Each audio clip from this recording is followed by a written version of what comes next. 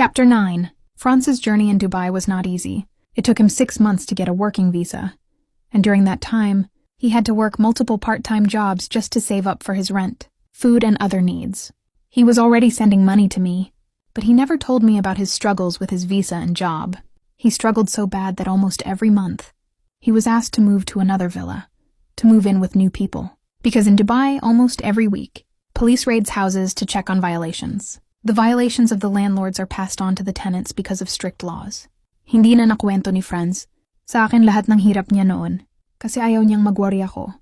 Gusto niyang labanan ang mga sacrifices niya at ayaw niyang umuwi na talunan. He did not quit despite all his struggles. Inabutan pa siya ng recession noong 2007 at mas nahirapan siyang makahanap ng work. Hanggang isang araw, habang naglalakad siya wearing applicant attire, na-meet niya si Alvin, isa ding Pinoy na naghahanap din ng job. Nagkausap sila at naging magkaibigan at nagkaroon si Franz ng pag-asa dahil may makakasama na siya. That same day, may interview silang napuntahan at pareho silang sumalang sa interview. Nasira ang sole ng shoes ni Franz, kaya pagkatapos sumalang ni Alvin, pinahiram niya kay Franz ang kanyang sapatos. Mabuti nagkasya naman ito sa kanya at natapos nila ang interview. Sadly, only Alvin made it. Hindi nakuha si Franz.